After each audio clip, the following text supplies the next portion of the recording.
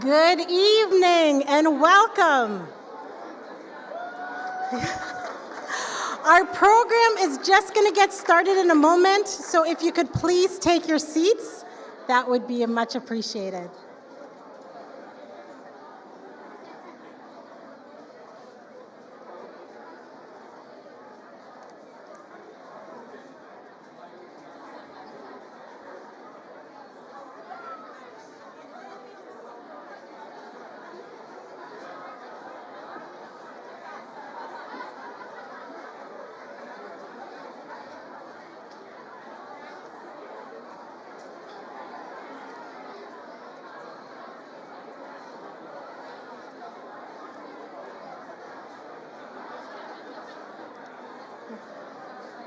Thank you.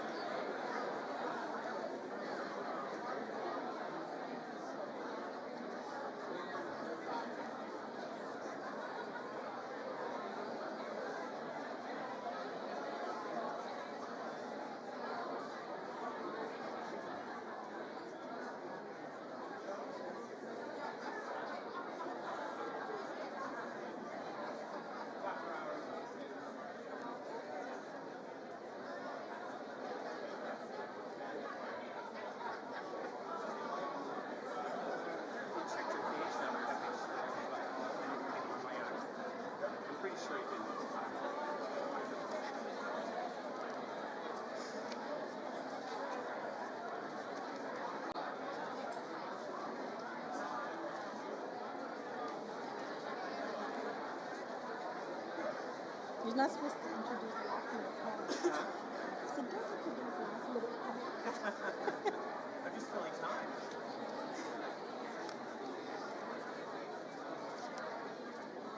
Yeah. So the only councils I have to do is the first one.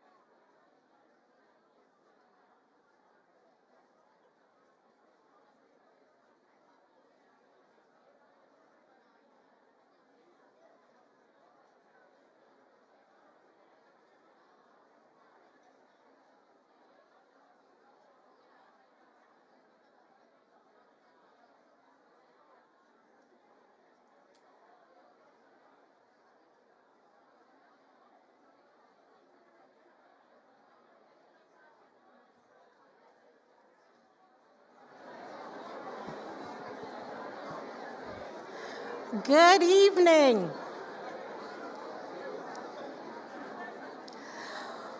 Welcome to the 4th Annual Toronto Community Champions Awards Ceremony.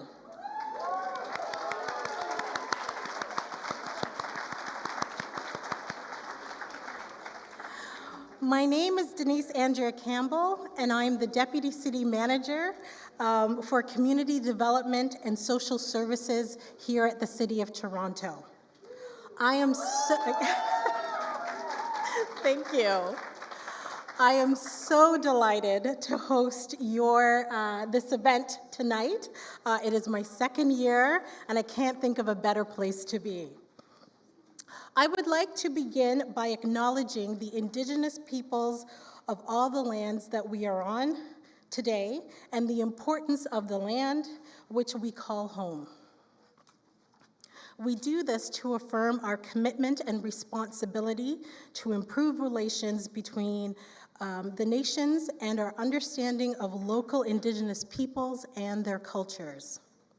The City of Toronto acknowledges that we are on the traditional territory of many nations, including the Mississaugas of the Credit, the Anishinaabe, the Chippewa, the Haudenosaunee, and the Wendat peoples, and is now home to many diverse First Nations, Inuit, and Métis peoples. The city also acknowledges that Toronto is covered by Treaty 13 with the Mississaugas of the Credit and the Williams Treaty signed with multiple Mississaugas and Chippewa bands. To start us off in a good way, I'd like to invite knowledge keeper and grandmother Shirley Gillis Kendall, who is of the Turtle Clan from Alderville First Nations, to start us off. Grandmother Shirley has worked with community in child and family services for several decades, honoring individual and familial journeys on the path to a good mind. Welcome, Grandma Shirley.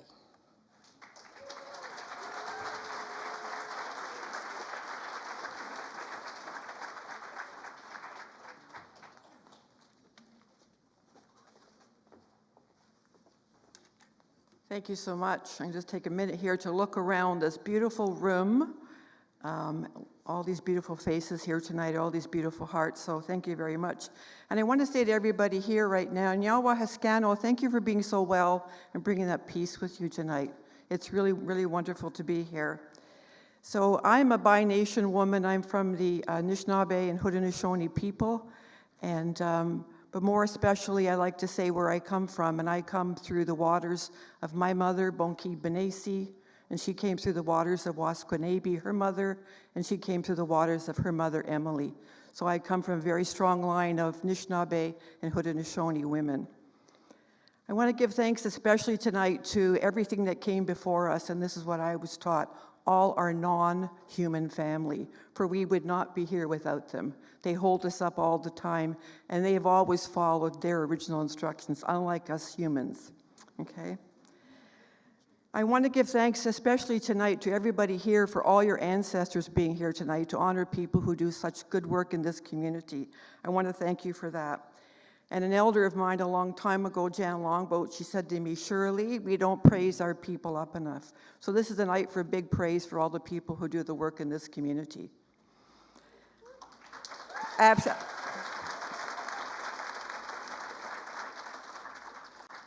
thank you for the land acknowledgement, but when I was getting ready for this, I like to go back in time, and I was thinking about all my ancestors a long time ago on this land. I know 1701 was the formal sort of dish with one spoon, but it went back a lot further than that. And really, the dish with one spoon, if we look at it, you know, and I really thank my ancestors for their wisdom and love for what they did. But if you really think about the dish with one spoon, it was really about community development, it was about sustainability, and it was about always looking forward like that for the next 7 generations. They never saw the land as a resource. It wasn't a resource to just take from all the time. The land was our home, it was our family, it was our relative, still is, and the mother is still, we have a responsibility always to care for the mother. Who's heard about the medicine wheel? Hands up, hands up. So what came to me a while ago was different quadrants within that medicine wheel. We always come in through the eastern doorway. When we come in through our mother like that, we come into our humanship. And then as we do that journey in life, we go into the south in relationships. We go into allyship. And as we go to the western door, we go into that place of kinship. And then we go back to spiritship. I'm not supposed to have favorites, but I do have a favorite politician, this Wab Canoe from Manitoba. How could I not have? Wow, I know. And like everybody else, I do have an Instagram account. When I come across him, my heart just jumps for joy. And he was giving a response to what's happening south of the border, and he was saying, when people say, America first, don't say that, don't say Canada first, you say humanity first. Great for Wab Canoe, wise man, okay? So tonight is about humanity and about kinship. It's very important. It's about our common stories that hold us together as humans, within that humanship like that. And stories, those sacred stories, form the basis of our life together, the interconnection, what I refer to as that sacred hoop of life. These are the true stories. My daughter was out west recently on business, and an elder, when she was saying about our stories, she said, and I learned from that elder from a distance, they're calling them the true stories because they're not a mystical thing like that. This is about real life. I had the privilege of being with a center in the summertime. It was a medical center that got the gold standard in this province for the service they gave. And it was all the doctors and nurses there. So I did an opening and I said, what's the gift that the people are giving you? And they're thinking, I said, what's the gift? They're giving you the gift of their story of their life, all their challenges, successes, and all the things in between. So the work can be really challenging, the work that you do all the time, but that challenge has so many rewards to it. When this city was going through part of what we call the Great Reclamation in the 60s and 70s, when my people were starting to form these organizations, there was an amazing, and I never got a chance to meet him, but my heart knows him. His name was Ernie Benedict, and he was a Mohawk elder. And he said, when you do this work with our people, there's no cleaner work you'll ever do.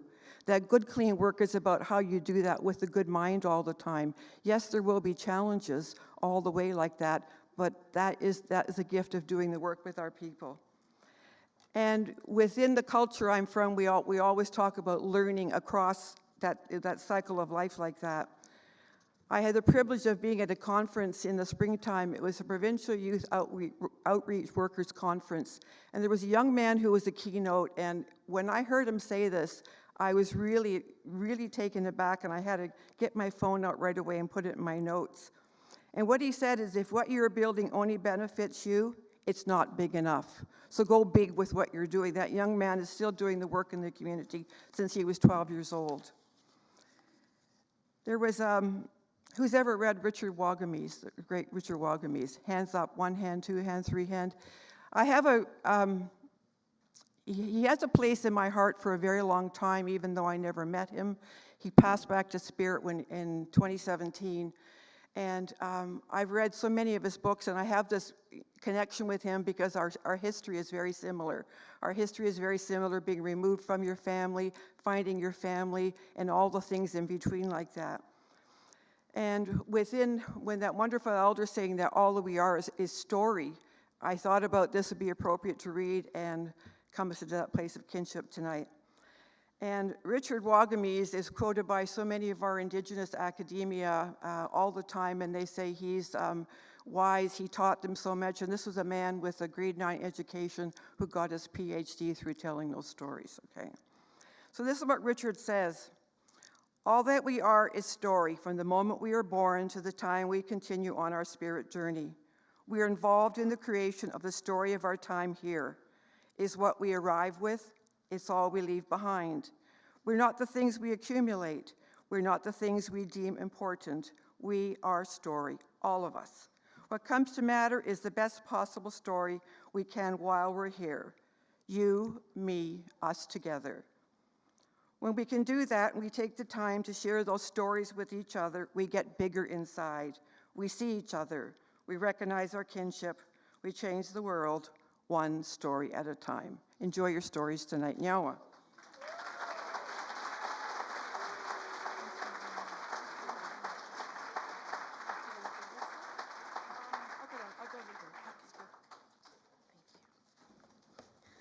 Miigwech grandmother Shirley. I would now like to invite Kemba Byam, manager of the Confronting Anti-Black Racism Unit at the City of Toronto, to provide the African ancestral acknowledgement.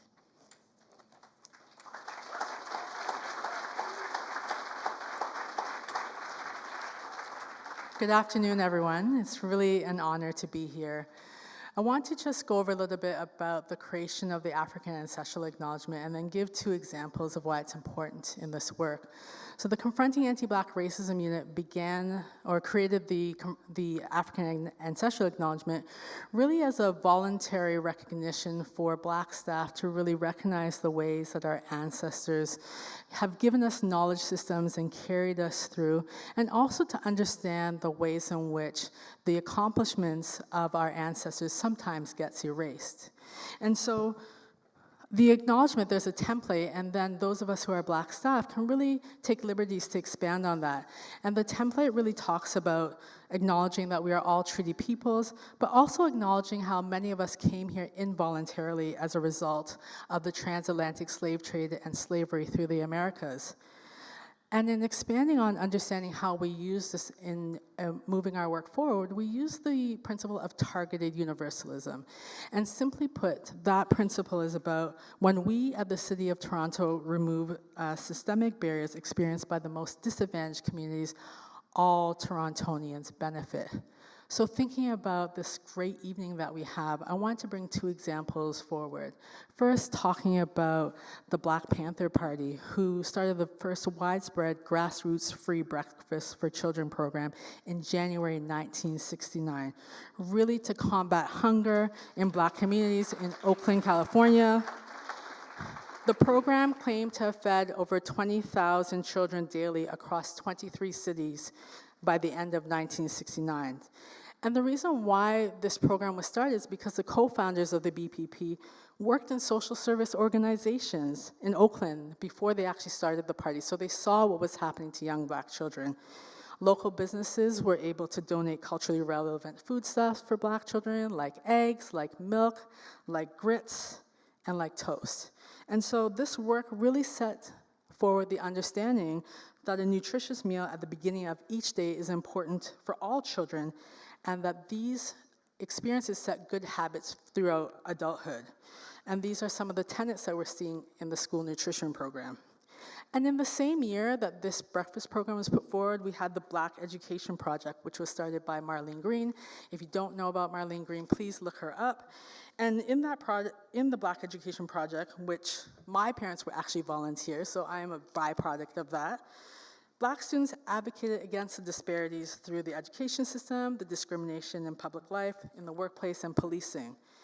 And so the Black Education Project really offered a space where Black history was taught, there was educational programs and after-school programs, and these set the foundations for some of the work that you all are doing here. I say that to say that there's meaningful, tangible ways in which policy changes and descendants of those people who are volunteering and working in your organizations can see real policy change and actual community action to benefit all Torontonians.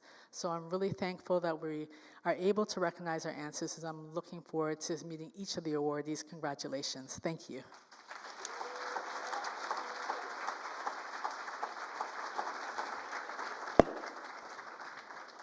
Thank you, Kemba, for those important words, the grounding, reflections, and standing in solidarity. Kemba also served as a member of the selection committee for tonight's awards. So now it's my absolute pleasure to invite Mayor Olivia Chow to bring greetings on behalf of Toronto City Council and the City of Toronto.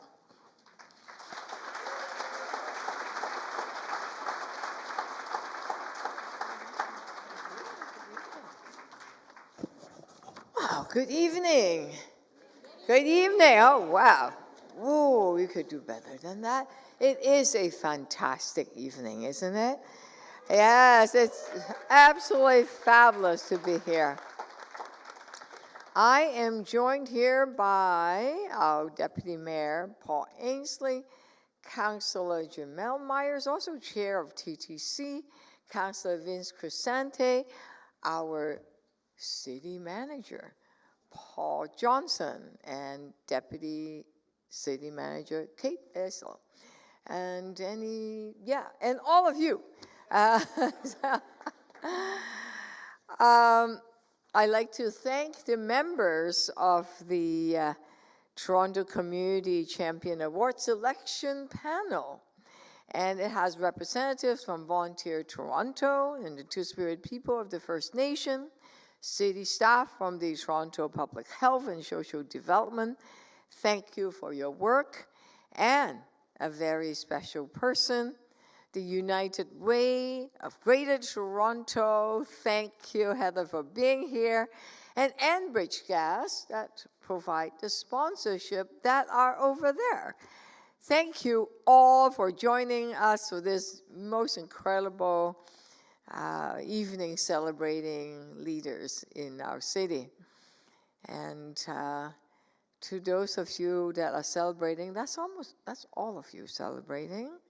A big welcome to the beautiful reference library here. Trust me, there's a lot to celebrate across Toronto. Community organizations like yours give your time, your energy, your creativity, your passion. You bring people together, you strengthen our community, you change lives, and you give people purpose. You are the glue that keep the Toronto communities together. Toronto is often be called a big city with villages and neighborhoods. Why? Because we connect with each other. And who are the ones that are doing the connecting? You are. You're the ones that, the glue that bring us together. You lead with compassion and you respond to local needs. You're the first one to hear it. You're the first one to listen to it. And then you take action by coming together, not imposing ideas from the top, but from the grounds up. And us at the city occasionally plagiarize some of the work you do because it's so good. We want to grow it. We want to make it big. We make it citywide. So from time to time, we take your ideas and spread it across the city. And tonight, we honor the incredible impact you have in the lives of Torontonians. In fact, to win this award, you must be nominated by your residents, by the people who can see and feel the impact that you have on their lives and the transformation you've made to the community. We have a focus, of course, on Indigenous, Black, and other equity-deserving communities, and this program here tonight highlights those creating opportunities and driving change. It's an honor to recognize you.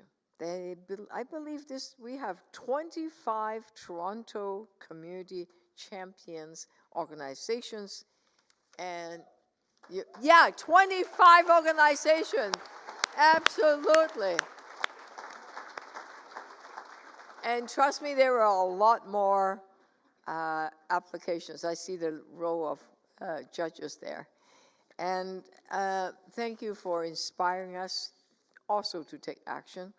I've attended many of your events this year. I've seen the core belief you put into action. The belief that young artists in our city deserve support, investment in the community that shows up for them. A belief that sports can unite us and inspire changes in our lives.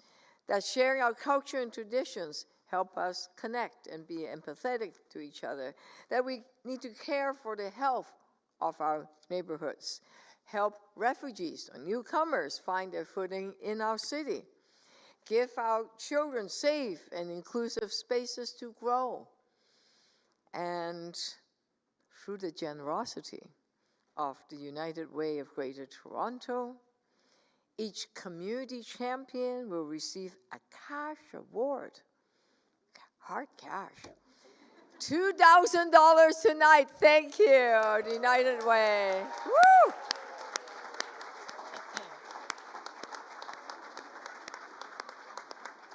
It's a tiny, tiny token of our appreciation for your dedication, your hard work, and your efforts in serving our communities.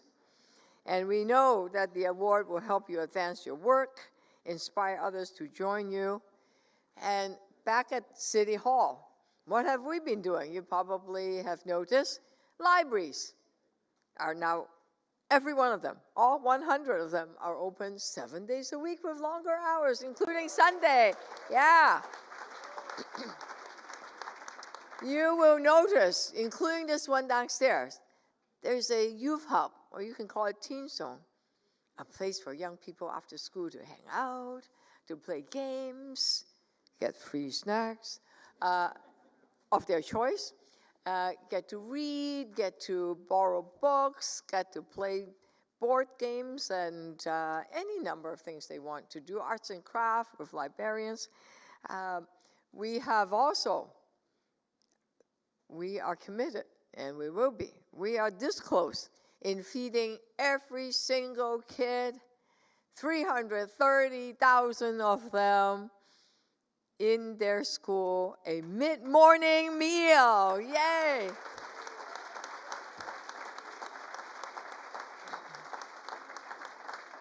Because I know that some of the health professionals will say that, yeah, you know, young people, if they're hungry, they can't learn. And also it saved the parents about, I don't know, $900 if you have 2 kids in school, because, you know, there's a lot to eat, it takes a bit of money. And first time this year in summer, we have Camp TO, right? 115,000 kids. They too will get a mid-morning meal, because we believe just because they're campers, they're no longer in school, they also need a bit of support. So we are busy building more affordable housing so life can be more affordable. We want to care for our kids. We also want to be safe.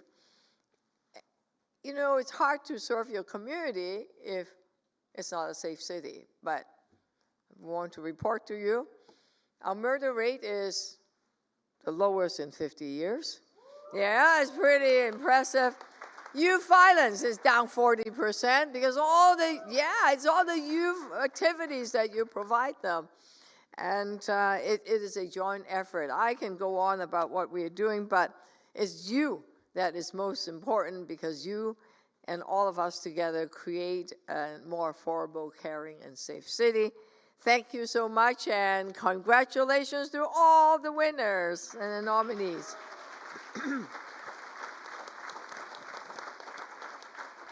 It is now my great pleasure to welcome to the stage Heather McDonald, President and CEO of the United Way of Greater Toronto. Heather, come join us.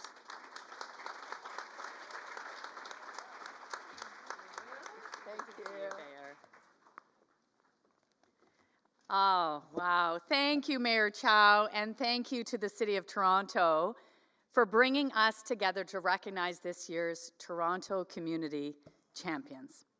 And I also want to acknowledge the recipients, the city officials, councillors, community leaders, the selection committee, volunteers, staff, and partners in this room.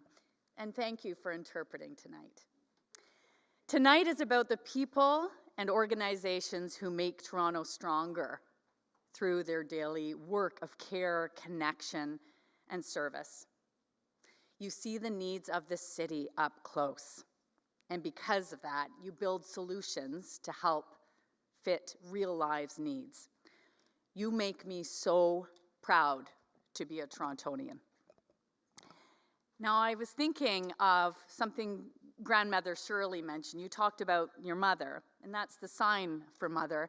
And my mom was a force. She made sure that my sisters and I learned sign language because my cousin was deaf. And I said, but my cousin lives in another city. I barely see her. And I said, it doesn't matter. You must learn to what you were saying, grandmother Shirley, about building the larger building, greater than yourself. Anyway, I was thinking about sign language, and I was thinking about the sign for volunteer. Now, you would know that this is the sign for volunteer. So the sign for volunteer is kind of like someone pulling you up. But the truth is, volunteerism comes from within. And I also believe, as my mom did, she used to say, children are carefully taught to be givers. And I thank you for what you are teaching the families around you, the children around you, the people you work with. You're teaching our city to be givers through example. And you should be so, so proud of that. So what does community leadership responding to the this call from within, what does it look like? It looks like Indigenous-led health services that meet people where they are, in community, on the street. It looks like refugee and newcomer support that goes beyond paperwork and helps people build stability, dignity, and a real sense of home. It looks like neighborhood organizations, reducing isolation, supporting families, creating connection, and making sure residents have somewhere to turn. It looks like youth arts, sport and culture programs that give young people confidence, mentorship, discipline, and a place to belong. And I bet teaching them to be givers as well. And it looks like organizations supporting people through poverty, homelessness, trauma, mental health challenges, and barriers to employment. In short, it looks like you. And there is a common thread across this year's recipients. You are so close to community. You understand the people that you're wanting to serve. You have earned trust over time, and you are building practical solutions. Solutions born, as the mayor said, from the grass up, from place, through trust and love of community. This kind of work is often deeply, deeply personal and often quiet. And it happens before a crisis becomes visible, or it happens after a news cycle has moved on. And that is why this sort of recognition really, really matters. Care, trust, and connection are part of the infrastructure of a strong city. And tonight is a reminder that infrastructure is not built with bricks or even budgets or policy, although that helps. It's built by people who keep showing up. And you are award winners. You keep showing up. You are the heroes that make this city strong. So at United Way Greater Toronto, we're really proud to partner with the City of Toronto on this because it's exactly the type of leadership every strong city needs. And it's really important to recognize because you inspire others to do just like you do every day. Congratulations. Thank you for the work that you do, the trust you build, and the example you set. My hope is that this recognition carries to your circles. Tell your family about it. Tell your neighbors about it. Inspire the children and the next generation. You know, grandmother Shirley, you mentioned mother. The sign for grandmother is grandmother. The sign for great-grandmother is you're doing the same thing. Multi-grandmothers ahead. You're thinking of the generations ahead. So thank you for heeding the call.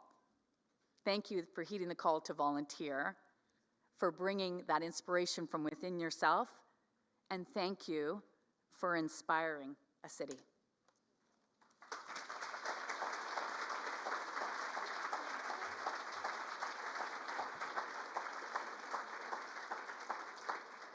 Thank you so much, Mayor Chow and Heather.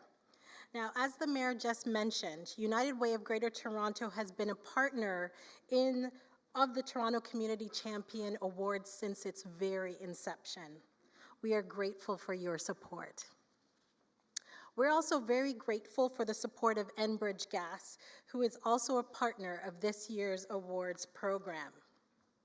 Tonight, the city is recognizing 25 deserving community organizations that support the health, interests, and well-being of Toronto residents, particularly those from equity-deserving groups.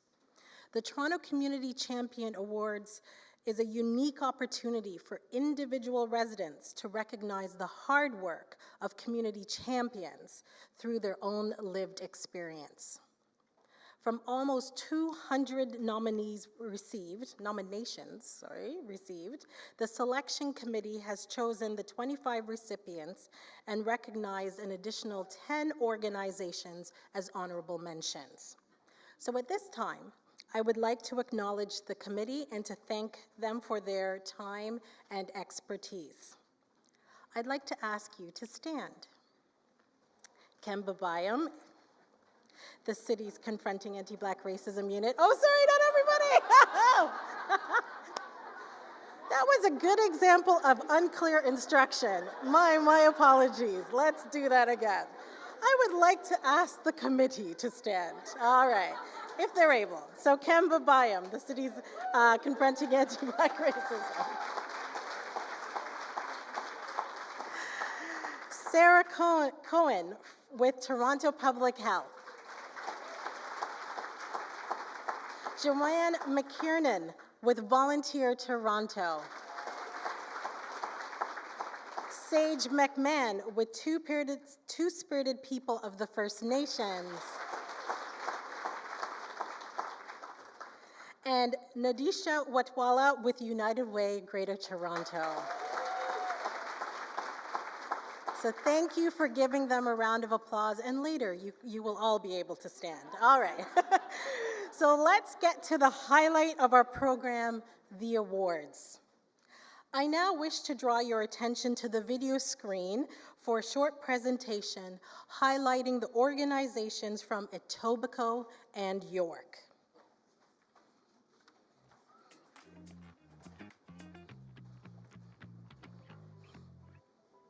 One of the really powerful things about any community organization is being that local voice. So I think what's really great about these awards is that ability to share, to see what other people are doing, to learn from one another, and being able just to get connected across to say, how can we share that learning? How can we share the good things that are happening across the city so that we're all being lifted up by that process? My name is Erica Appleton Forbes. I'm one of the program managers here at Delta Family Resource Center. I function in the role of mental health and health. Delta Families' mandate that we're focusing on is more so about reducing poverty and also providing mental health and wellness to the community members that are living in the Northwest Toronto area, and also focusing on creating more Black focused programs for the individuals. The Delta Resource Center was our savior.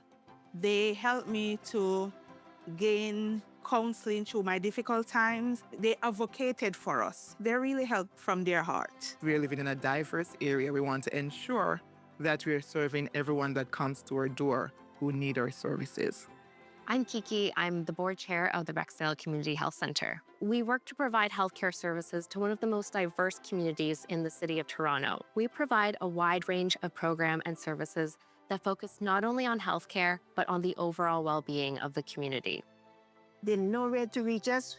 When we need help, we can call on them, and they don't give up until they find a solution. We understand that health is influenced by many factors outside of just medical care, things like food security, education, and community connection that have a big impact on the community health. My name is Maria Barcelos. I am the executive director of the Gatehouse. We are a charitable organization that helps survivors of childhood sexual abuse. The Gatehouse has been around for 27 years. It was founded June 1998 by Arthur Lockhart. We are a place that provides community resources and support for survivors of childhood sexual abuse and their family members. One of our goals is to increase the knowledge and awareness that childhood sexual abuse happens to 1 in 3 girls and 1 in 5 boys here in Canada. And we need to have places like the Gatehouse to help support survivors in the aftermath of this horrific trauma. We help every survivor that comes through the door. There is one thing about childhood sexual abuse: it knows no socioeconomic boundaries. So it happens in every culture, in every race, and every sexual identity. A lot of our programs are also delivered by volunteers. And it exists because, again, there's so many people out there suffering in silence. We need places like the Gatehouse to help survivors. My name is Dilok Shogaraja. I'm the founder and ED of Finding Your Heart. Finding Your Heart started with all my passions from community work, mental health, and just living in Jane and Finch. The way that we approach our programming is that we give youth second chances and first opportunities. At the end of the day, our programs really focus on innovation and creativity. Our trademark workshops is focusing on identity, storytelling, and creative expression. And through that, we're able to do Air Force customization as a medium for art therapy. Directing a workshop, you set up the shoes, the kids come from it after school, and you just tell them, like, hey, like anything on your mind, on your heart, just like pay it.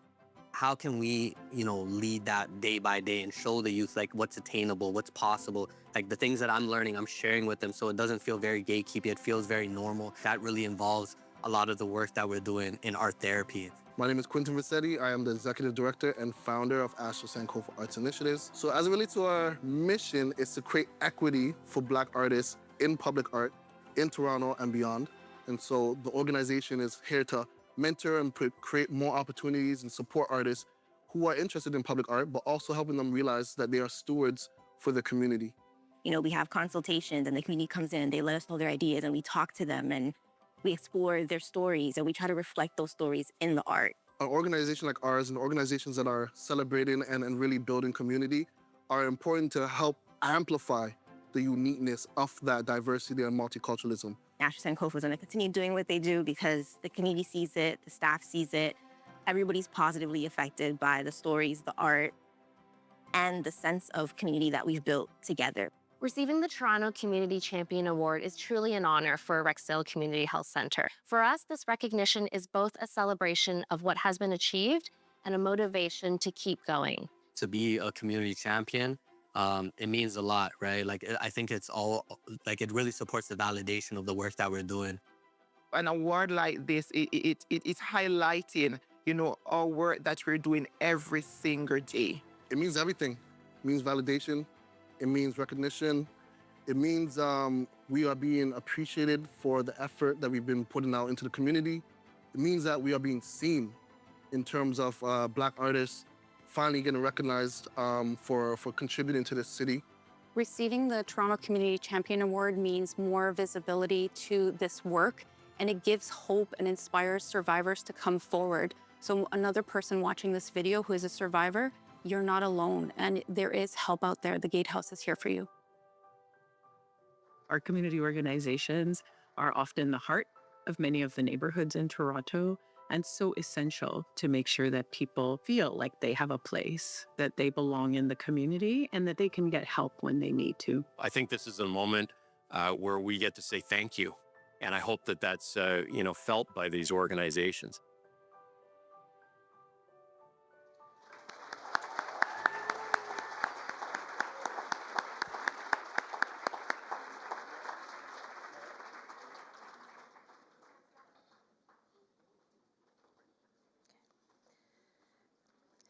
The awards will be presented to a representative from each organization. We ask that everyone remain in their seats as there will be an opportunity. Oh, I'm not going to live that down. Okay. As there will be an opportunity for group photos following the ceremony. Okay. Each organization will receive a commemorative certificate framed in oak, Toronto's official arboreal emblem, signifying the strength of our city and its residents. The awards will be presented by Mayor Olivia Chow and Heather McDonald, who will be joined by Councillor Crisanti for the first two awards. The recipients are Delta Family Resource Center,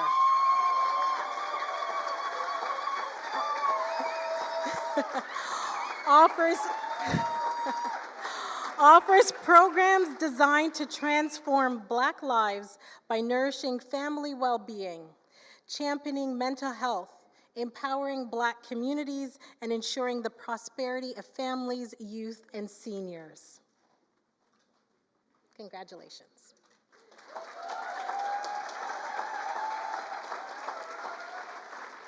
Rexdale Community Health Center.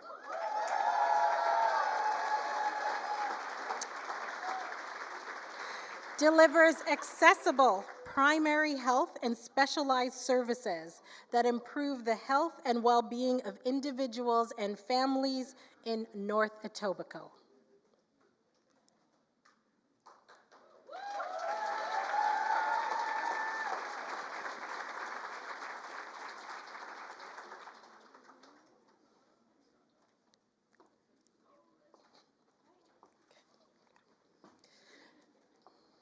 Thank you, Counselor.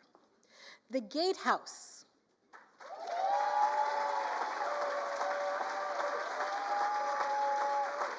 Supports survivors of childhood sexual abuse through peer support programs, taking them on a journey from acknowledging their experiences to reclaiming their voice and moving forward.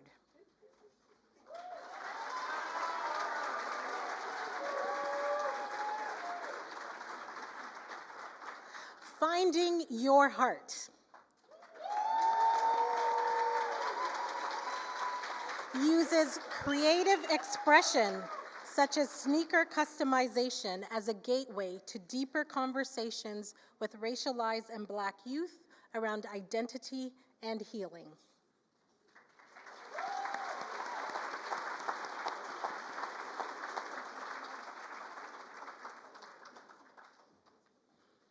Astro Sankofa Artists Initiatives addresses the underrepresentation of Black voices in Toronto's public arts through structured skill sharing, mentorship, and community-driven cultural production for Black Torontonians.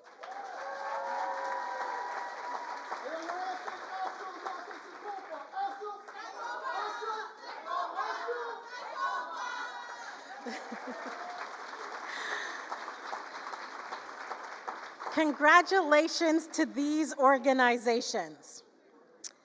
Okay, our next group of recipients are from North York and Scarborough.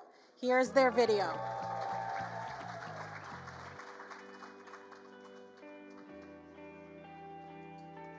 Community organizations bear the brunt of a lot of our needs, from supporting our health and our learning to creating the fun and atmosphere through arts and culture activities and recreation and everything in between. Community organizations are often the unsung heroes of what help people get through their day-to-day, of what help people find their place and home here in the city, and what help people grow and live and age comfortably. My name is Randella J. I'm the founder and executive director of RISE Arts and Community Services. RISE stands for Reaching Intelligent Souls Everywhere, and honestly, our mandate is really about creating these safe and inclusive spaces for youth, artists, creatives to come together. And I think there's something really beautiful about what art has a capacity to do for a community, creating opportunities and programs that really help bridge that gap between being an emerging artist and a professional artist. So we have professional programs that really cater to artists, teaching them about branding, about social media marketing, about how to make money, how to be an entrepreneur. And a big part of what we do is of these live events that we do. So we do some 3 to 4 large live events we do throughout the year, partner with a lot of different organizations to create those spaces for open mics, events. It's giving people an opportunity to express themselves, to let them know that they have a voice, that their voice matters, and that their creativity means something in this world. My name is Parvati Kandasamy. I am the Executive Director of Vasantham, Tamil Wellness Center. Vasantham was built up in 1999. We have a mandate to serve the greater community in the Greater Toronto Area, especially Tamil community. Vasantham is addressing the root causes of the challenges, especially in Scarborough.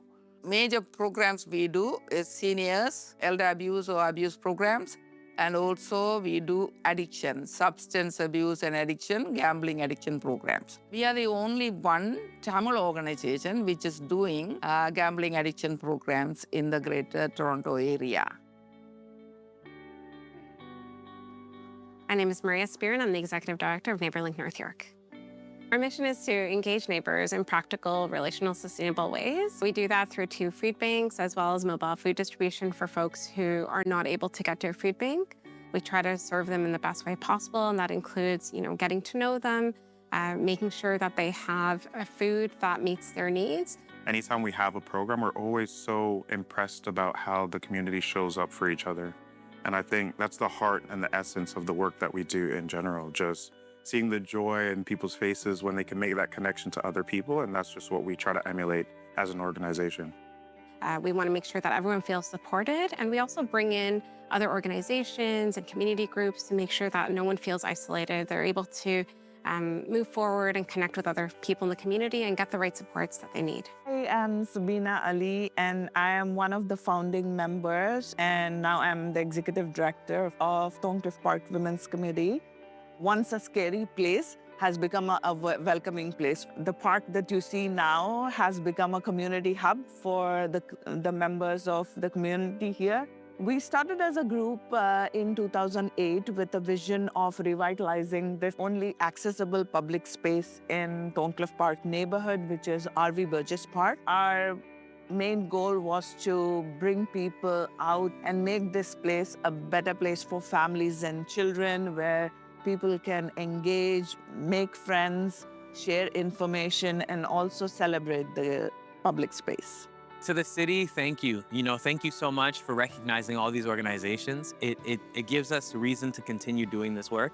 It reminds us that it matters, that beyond the grunt, the grind, the funding, the challenges, the internal battles that we go through, that we're being seen, we're being recognized. And through our organizations, we get to serve and use our purpose to make the world a little bit better. We had been working in partnership with the Parks and Rec for about 18 years. Hard work of all the volunteers involved with the Women's Committee and the staff, and we really are grateful to the City of Toronto for choosing us for this very prestigious award. It means a lot for us, and our services are recognized. The community will come to know better. They all will know when you have recognized us as a champions of the city. Thank you so much. It's beautiful that our community, and especially these volunteers, the 700 volunteers, the volunteers that have come and gone through the organization over the last few years, have dedicated thousands of hours to supporting our neighbors. I think it's so special for them to feel recognized from the city. This award does an incredible job of recognizing work across diverse sectors, diverse parts of our cities. It is an acknowledgement of how impactful that work is, how responsive it is, how innovative it is, and how it meets people's needs. The award allows the organization to continue their good work and to sort of see this as an encouragement by the city and community partners that what they're doing is valuable and needed in our city.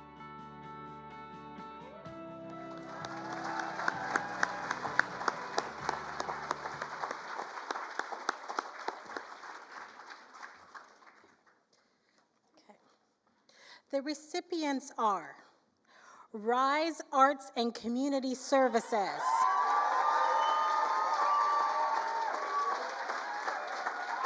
creates inclusive spaces for racialized and financially precarious youth in marginalized neighborhoods to express themselves and offer support with the effects of marginalization.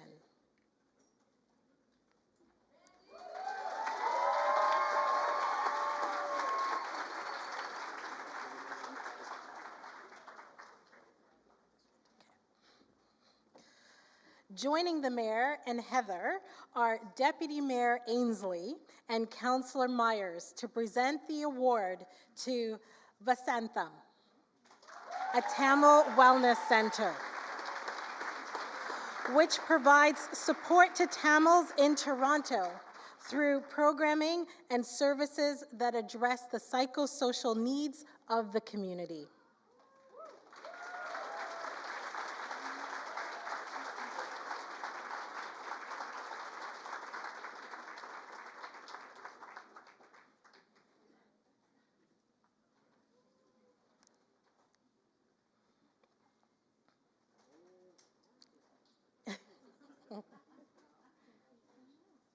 Congratulations.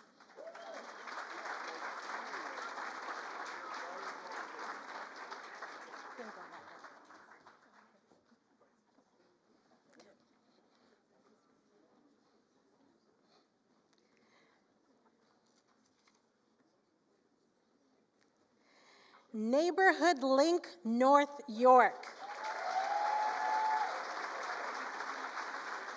addresses community gaps and empowers vulnerable populations through services that reduce social isolation and alleviates food insecurity.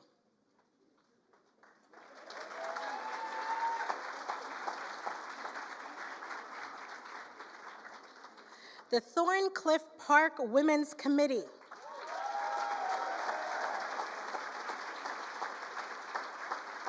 Transforms parks into inclusive spaces that develop, foster, and enrich the community, and offers programming that improves the lives and livelihoods of women.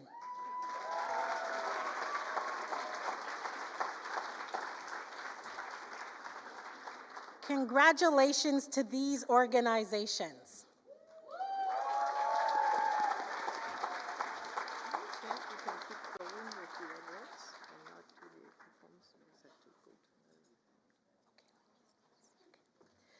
Next up is the Downtown East. Please enjoy the video.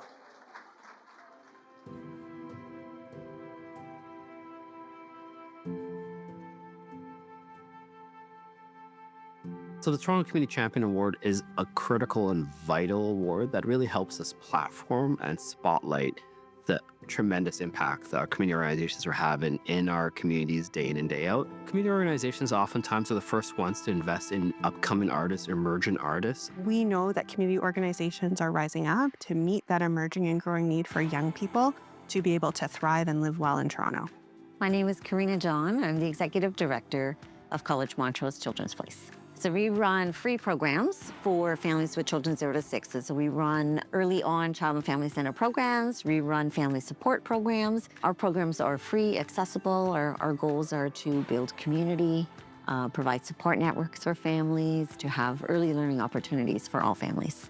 The staff is wonderful and the space is great. They tend to always be here first with lots of information and lots of help with whatever we're dealing with. Spaces like this provide families an opportunity to breathe and to cry and to laugh and to celebrate. So I think like all of these things happen here. Hi, my name's Amanda and I'm the Executive Director at JIU. So JIU is a Canadian charity and we are a youth-focused charity that is based in downtown Toronto, and we provide arts education that is shaped by human rights and social justice through our core IM programming, which is our art education programming that happens year-round, as well as meaningful employment programs, our community access program, and our Festival of the Arts. We provide programming that equips individuals with hard skills within the arts, so when they take our program, they can walk away accredited with a skill in the arts. We also offer educational-based programming that is centered in employment and meaningful employment, so being able to be recognized just for the small portion that we are contributing to the city means the world to us. The artistic and the professional development that I've gained, not only as program manager, but also being a participant, and then getting to extend that knowledge and that care to others within community. The impact is endless, and I'm very excited to see how that continues to grow. My name is Javier Diaz. I'm the president and co-founder of Nutmeg Soccer. We are a nonprofit organization serving children in Toronto. Nutmeg's mission is to provide free soccer and educational sessions for children. We try to target underserved communities, but anybody is welcome to come. We have 2 programs. On Mondays for all girls 6 to 12 years old, and Fridays for all genders, again 6 to 12 years old. The communities that we serve are mainly from neighborhoods identified as priority neighborhoods. It's very important that this type of programming reduces barriers, financial, but many other types of barriers. That's why our programming is always free. Hi, my name is Omer Jaffer, and I'm the Chief Executive Officer of Small World Music.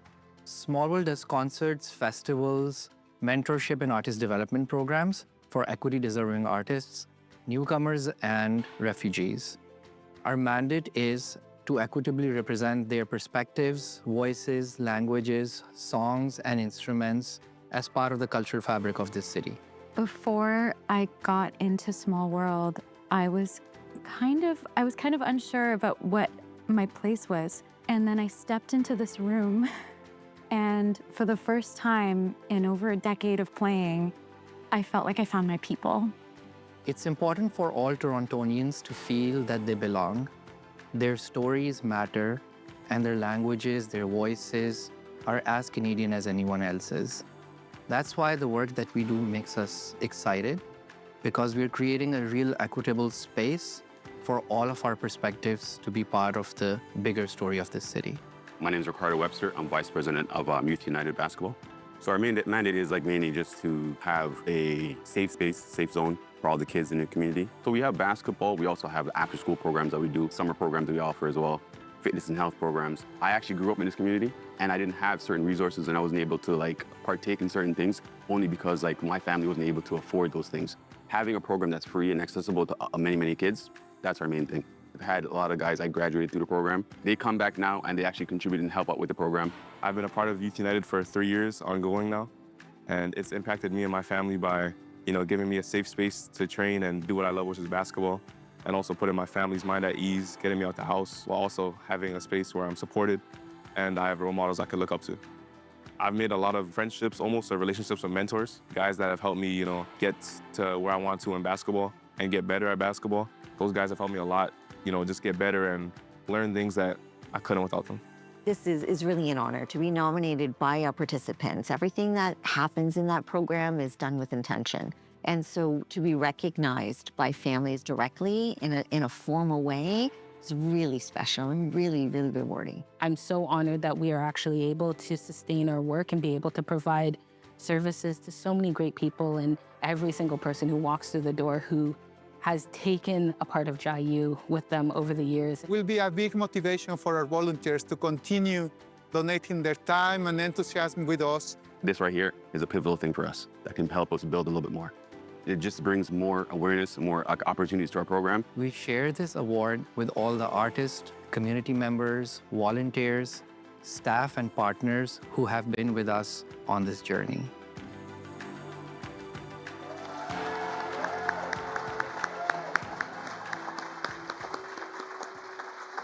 The recipients are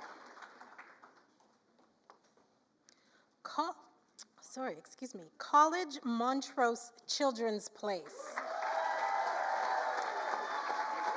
Addresses the needs of diverse families, creating connections between children, parents, grandparents, and other caregivers in local neighborhoods.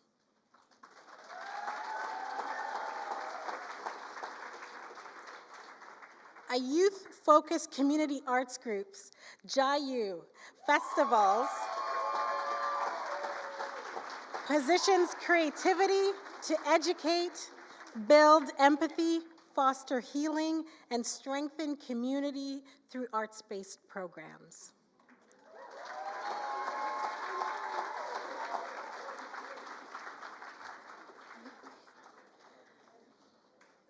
Nutmeg Soccer provides children and their families who are new to Toronto with free, fun, safe, and high-quality soccer training and educational programming. Now, in this summer of FIFA, it is fitting that this award recognizes an organization that provides soccer participation and opportunities to families. Thank you. At Small World Music, underrepresented artists from equity-deserving communities use music as a tool for fostering inclusion, opportunity, and global artistic exchange.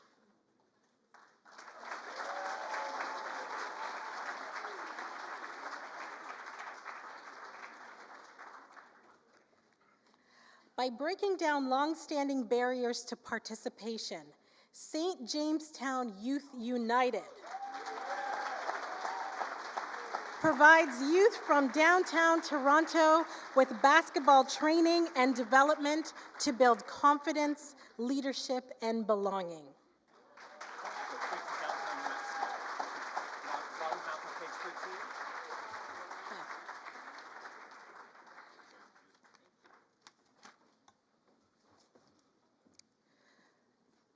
So please watch a video now showcasing the organizations providing programs and supports in Downtown West.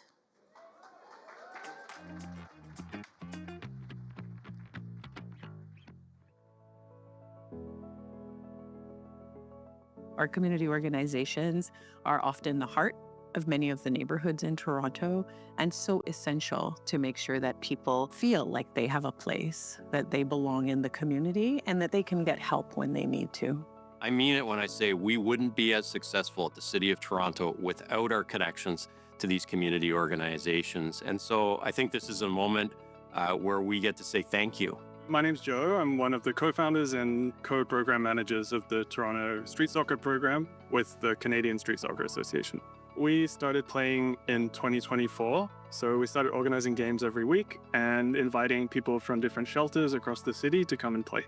The joy and the camaraderie that happens between the players is incredible. They're always cheering each other on, and we really see a lot of the same players come back every single week. Our mandate is to offer an atmosphere and environment that's free from judgment, that is inclusive, that's supportive, that is kind, that is welcoming to anybody that wants to come and partake in our services. Not only do we help them with sports, but we help them with other things that they might need as well. I'm Tammy DeCarey, Executive Director, and this is Davenport Perth Neighborhood and Community Health Center. Davenport Perth has a vast array of community services, and we serve people along the continuum of life. We have primary care and allied health. We also have programs for children and youth, for adults, and for seniors. I think it's even more important than ever for us to be building community and creating spaces where people can be together. That's really at the heart of Davenport Perth. The staff are very special because they're very patient, they're very professional. You can go to them if there's an issue or a problem. I really enjoy my time here. My name is Barakat Mogos, and I am the program coordinator in the Eritrean Canadian Community Center of Metropolitan Toronto. Our goal is to make sure that every Eritrean gets the services to integrate here smoothly. We have different programs and services here. Settlement services. The main participants of this program include newcomers who newly arrived in Toronto. Another one is the seniors program. They come here, they drink tea and coffee, and they chat to each other. There are other programs like informative sessions about work, how you find work. The Eritrean community is not just service provider. It's like our home. My name is Barbara Domenech, and I'm the Executive Director of Parkdale Activity Recreation Center. Park is an organization that is rooted in Parkdale. We work with individuals who are homeless, have substance use, drug use, and are living in poverty or have food insecurity. So our mandate is to meet the needs of these communities. We provide support to anyone who comes through our doors. We have a community kitchen, and last year we provided over 100,000. We also provide case management services, financial literacy, but also have over 100 supported housing units here also in Parkdale. Our criteria for anyone to come through doors is minimal. You just have to come in and you're automatically a park member, meaning you can access our services. I'm Vonda Henriquez. I'm the Executive Director at Working Women Community Center. Our entire mandate has been about supporting immigrant and newcomer women in the City of Toronto to adjust to life in Toronto, whether that's been through employment or language training. We wrap those all around with a sense of community, with community programs and opportunities for women to meet and gather, make friends, and rebuild social networks. I think it's so important that you've got community organizations that are actually able to deal with clients in a really holistic manner. And we try to create spaces so that people have that opportunity, because that's how you become a really effective citizen, when you're engaging at your community level, in whichever way you feel comfortable to do it. It was a real great opportunity to have come here because I came as a person who was totally lost. So I feel basically coming here has helped me go a long, long way. I really value this award because it recognizes the hard work that all our volunteers. We are proud to receive this award. Thanks to the community for nominating us. It's a huge boost of energy, and it's not only for staff, it's also for our members. I would like to use this opportunity to thank the City of Toronto for recognizing our work. As an organization in the City of Toronto, I love the idea that this city values that kind of work.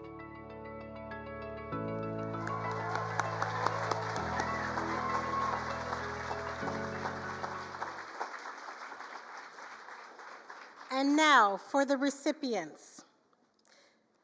Canadian Street Soccer Association, Toronto.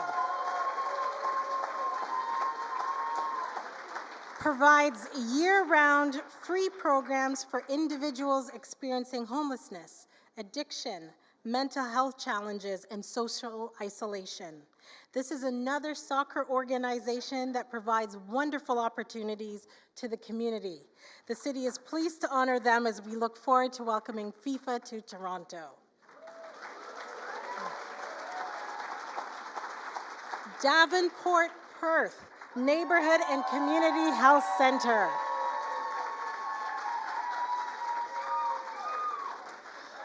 Works with newcomers, people without status in Canada, and racialized groups who encounter barriers accessing social supports.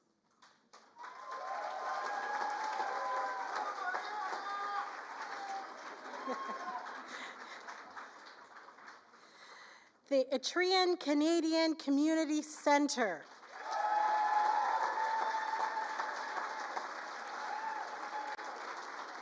Supports and strengthens the well-being and economic stability of the Etrian community in Toronto by providing settlement support and programming.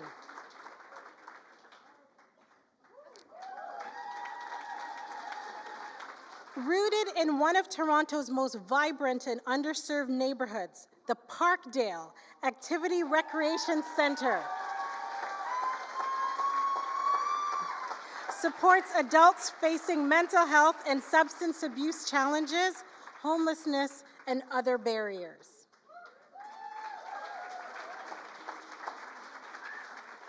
And specializing in newcomer services, Working Women Community Center provides excellent settlement and violence against women counseling, language instruction, family support, and community engagement.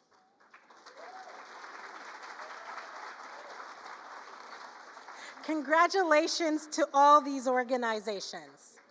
And finally, please watch a video on organizations that provide services across the entire city.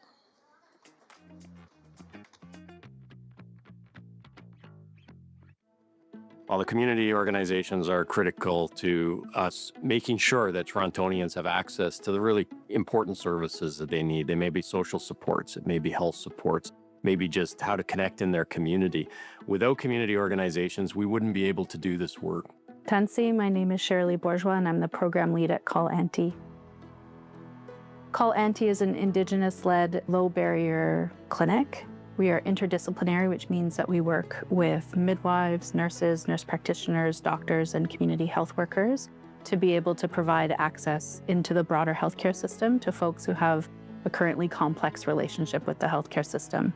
Having our services be relevant to the Indigenous community in the city. It's really important for us to have Indigenous providers. I myself, an Indigenous exemption midwife. We have Indigenous family docs, pediatricians, our community health workers, and then allies who work really closely with us to be able to create services that are both culturally safe and that people are willing to engage with.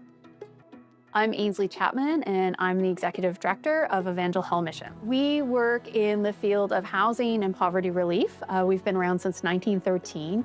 We started as a small soup kitchen, and then over the decades, we evolved into a lot more comprehensive services. We really want people not just to see their home as four walls and a safe space, but see their home as a community. It's not enough just to serve food or to have clean clothes. If you don't have friends, if you don't have a social network, if you don't have a community, nothing that we do really matters. That's what gives people purpose and connection, and that's what gives people hope to wake up and, try again the next day. My name is Patty Pettigrew. I'm a member of the Algonquins of Pikwakanagan First Nation. I'm the founder and executive director of Thunder Woman Healing Lodge Society. Original mandate was to establish a healing lodge, only healing lodge, in Ontario for Indigenous women, and we're the third across Canada for Indigenous women involved in the correctional system. Thunder Women Healing Lodge Society provides housing to Indigenous women and their families who are actively on probation, bail, and parole. Some of the housing options that we have for community members include permanent housing, supportive housing, independent living with supports, and housing that builds healing, that supports the reunification of family, and that brings community together. My name is Vicky LaBranche. I'm the Special Projects Manager, and my organization is Ms. Beak Aboriginal Employment and Training. We were given our name by an elder named Jim Wendigo, and it means the ripple effect. So if you envision a pebble being dropped in water, and the ripple effect that it creates is what we're trying to do within the Indigenous community. So we provide employment and training initiatives for the Indigenous community of the whole GTA. They help out in any which way that they possibly can. There's a great support system here, great staff. The establishment itself is very accommodating. We create opportunities for the Indigenous community to move forward in either a pathway to employment or a pathway to training.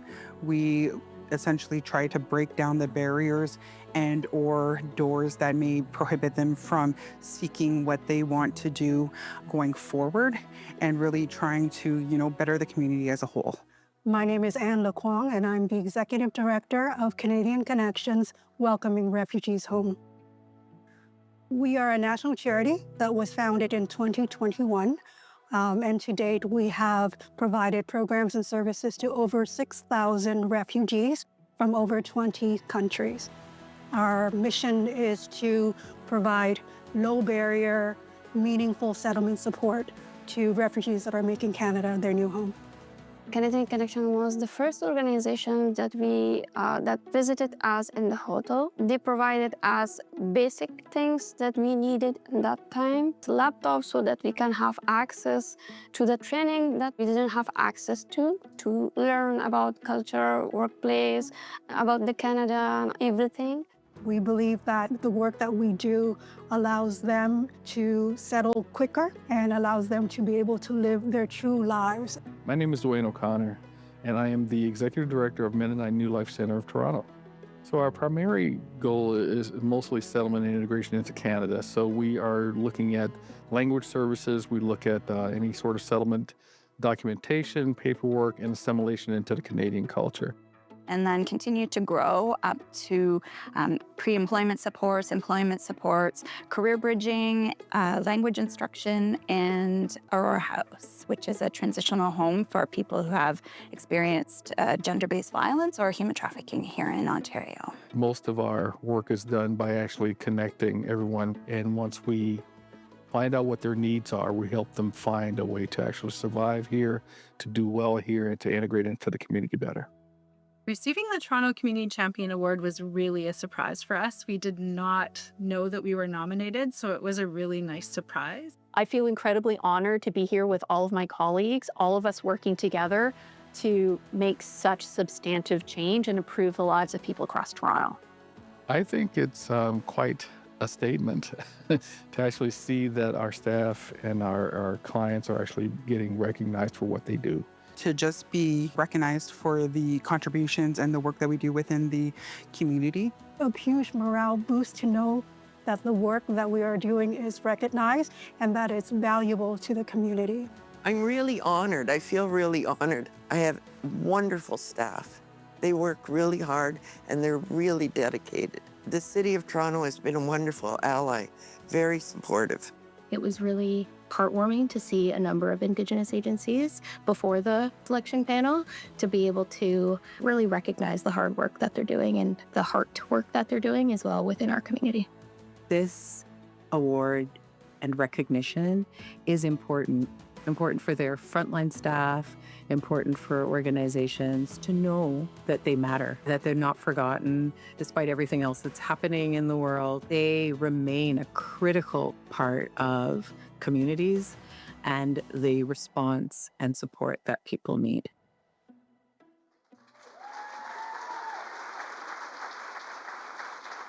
The recipients are celebrating our two-spirit, non-binary, trans, and Afro-Indigenous relatives. Call Auntie is an Indigenous-led healthcare team providing culturally safe sexual and reproductive health services.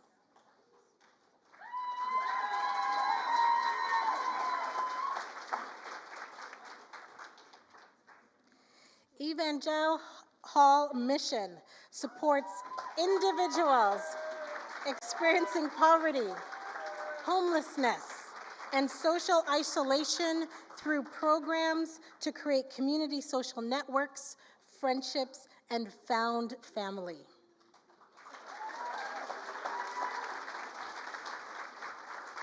Thunder Women Healing Lodge provides Indigenous peoples impacted by the justice system, substance abuse, and intergenerational trauma with a safe, culturally grounded space to focus on healing and rebuilding.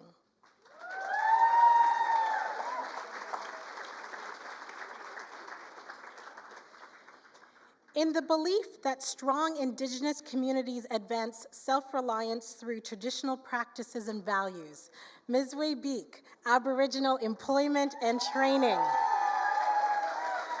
provides counseling, training, and pre-apprenticeship programs.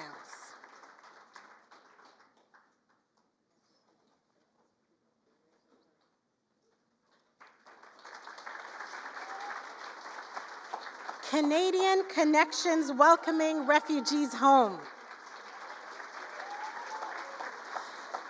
provides meaningful, timely, and low-barrier settlement support to refugees through programs such as digital access, grocery gift cards, Move It, and Women in Action.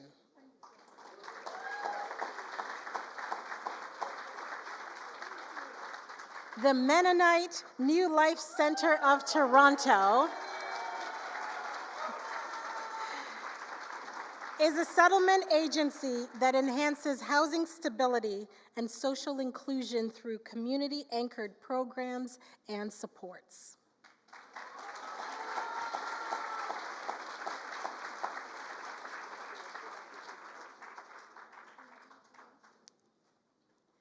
Congratulations to all these organizations. Let's have a big round of applause for all of our recipients.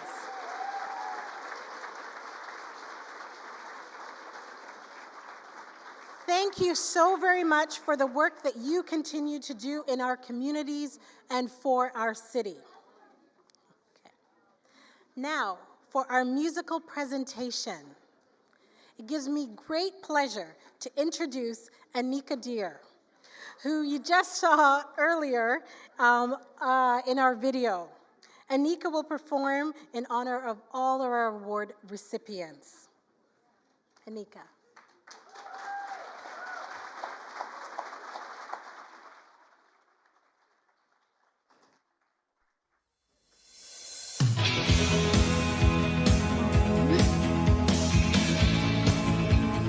Please sing along with me. It's such an honor to see you all and to be here. Thank you so much to the City of Toronto and to all of you. Please sing with me. Yeah? Okay. I'm overcome. Just melting my heart. Okay, you know the words, right? Okay. Oh, my life is changing every day in every possible way.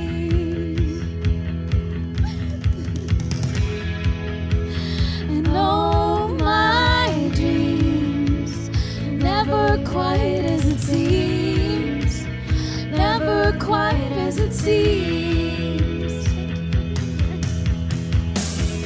I know I felt like this before, now I feel it even more, 'cause it came from you.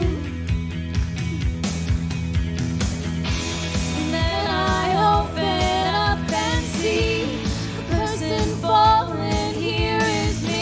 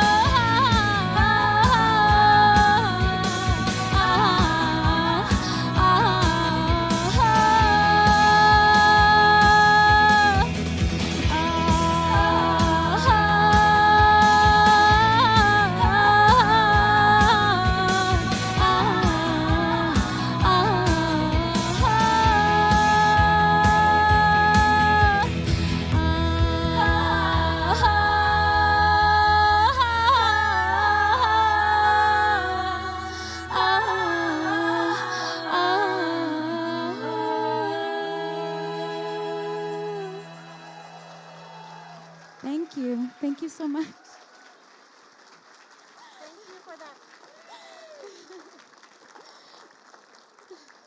Thank you for that big round of applause for Anika. Anika, thank you for inspiring us with your performance. So as mentioned earlier, with so many strong nominations, it was very difficult for the selection committee to only choose 25. 10 additional community groups were selected as honorable mentions. They are Hongfook Mental Health Association, Lifted Literacy and Leadership, The Lighthouse, Restorative Justice Housing Ontario, Turtle Protectors, Unison Health and Community Services, Vahavta, West Hill Community Support Program, Working Skills Center, and Youth Unlocked. Now, I wish to invite their representatives to stand and be recognized.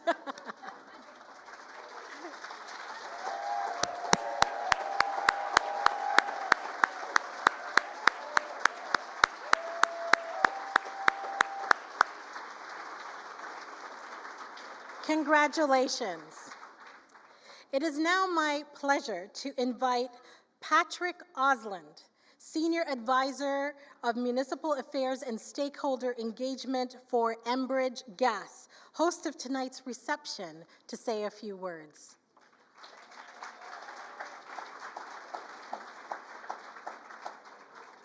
Oh my God, I love the energy tonight, guys.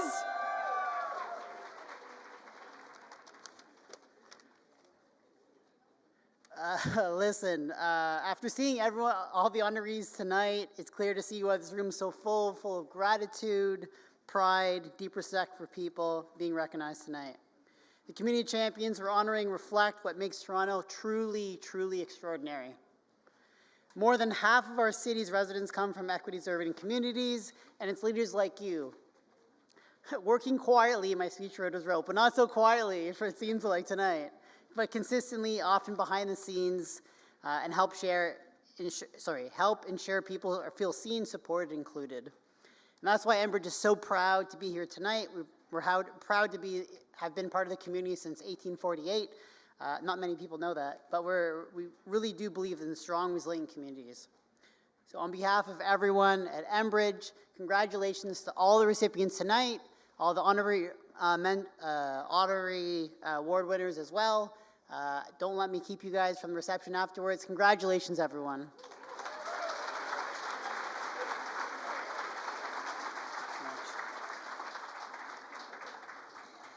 Thank you, Patrick. We look forward to enjoying the reception where everyone will have a chance to meet with representatives of these incredible organizations. Thanks to Enbridge Gas and to United Way of Greater Toronto for your ongoing support to make the Toronto Community Champion Award the success that it is.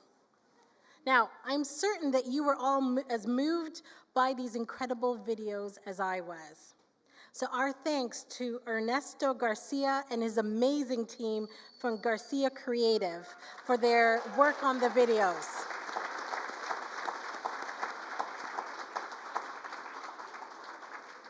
I would also like to recognize the all-star big band trio for being here tonight.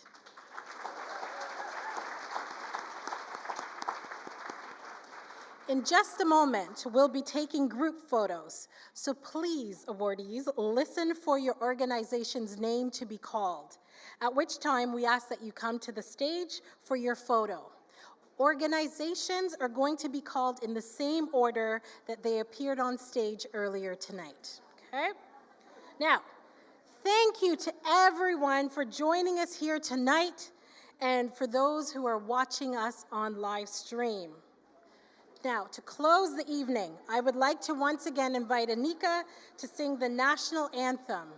If you are able, please rise.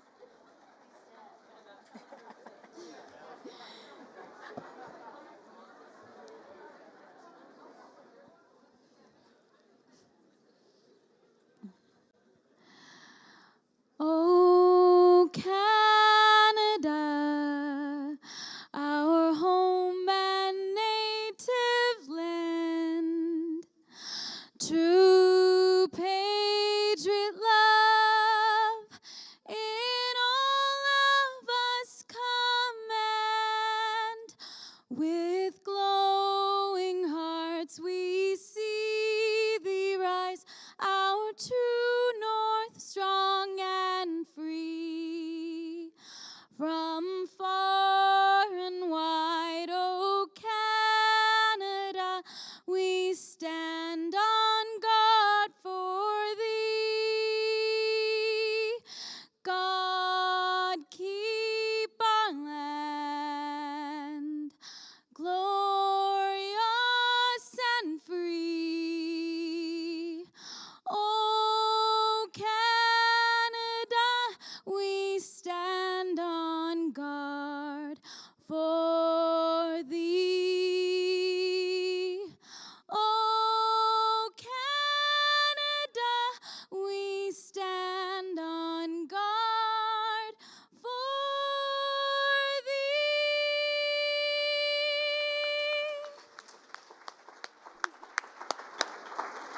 Thank you and good night. Enjoy.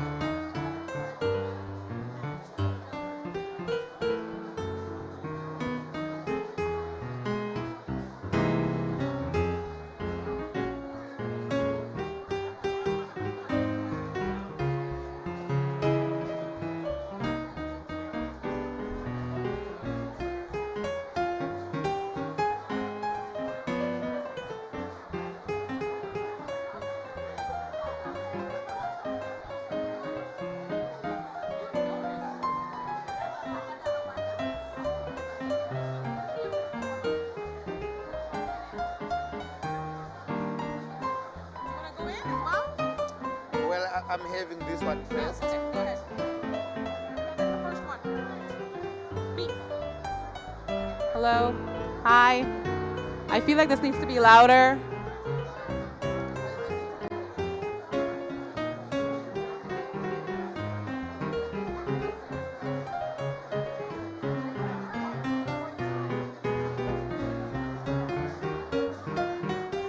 Could we have Rexdale Community Health Center?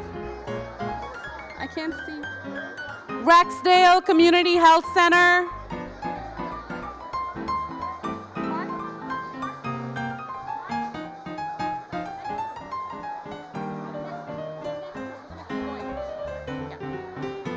Yeah, just.